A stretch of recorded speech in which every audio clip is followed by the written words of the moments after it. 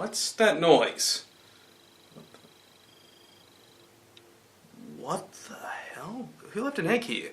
And what the...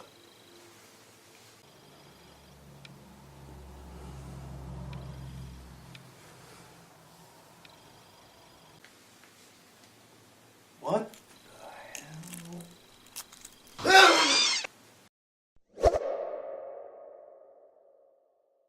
Fantastic Beasts and Where to Find Them. This is a great movie. No question about it.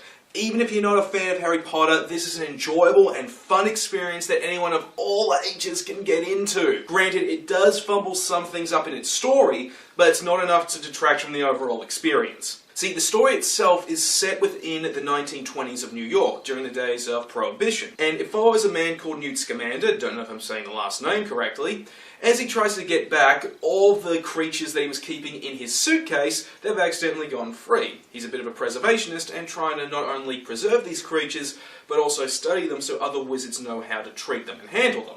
And the story, my God! It weaves so much world building about the world of Harry Potter into it in a way that's so accessible for anyone to get into that it's a feat unto itself. Hell, it's even fantastic just to see all these different elements of the Wizarding world that we're already familiar with, like the house elves, as well as some other stuff that we know happened for real in the 1920s, like speakeasies, presented with such a magical aesthetic. It's just awesome to see with this much attention to detail. I mean, don't tell me you wouldn't be interested in seeing a cabaret performance being done by a house elf. And the actual beasts that the movie is named after? They're funny, they're charming, and they're just a joy to behold. A particular favourite of mine was this giant rhino creature, which goes after the comic relief character after he accidentally gets some pheromones over himself, and it's trying to just convince him to mate with her. It's just a great sequence, and funny as all hell. But fantastic world building and good humour aside, where the movie does fumble is with its characters, two in particular.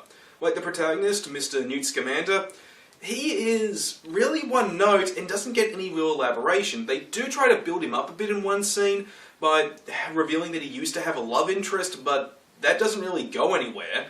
And while he does have some chemistry with the main female lead, that chemistry is more on the friendship level than the romantic, but then they try to hint at it at the end just for whatever reason. I really don't get why. It was completely unnecessary. And his personality is just quirky British dude number 2467.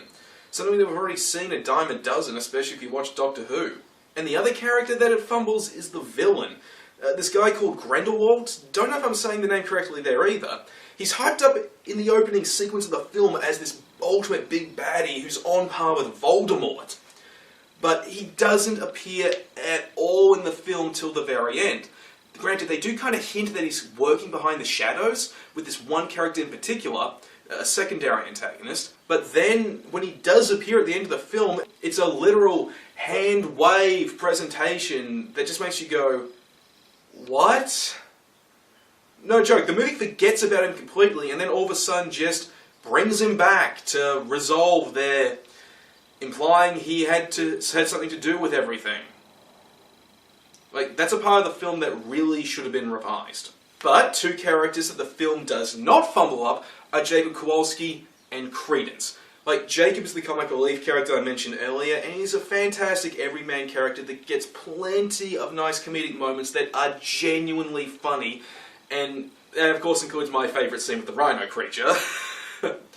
And Credence, he's basically this Tim Burton-esque emo boy who's suffering from domestic abuse, and he's also a representation of some of the less savoury elements of this era, especially in the world of Harry Potter. And it's through him we actually see some of the darker elements of the Wizarding world, like their attitudes towards people who don't have magic, especially in America at the time, which is a nice little metaphor for things like religious persecution as well as racial discrimination that, as we all know, lasted for the next couple decades. Which is something the film handles very maturely and presents in a way that anyone in the audience can really understand. Now, if you're looking for something to watch, Fantastic Beasts and Where to Find Them is a no-brainer. While it does screw up those two characters, that's not enough to really bring the entire film down as a whole.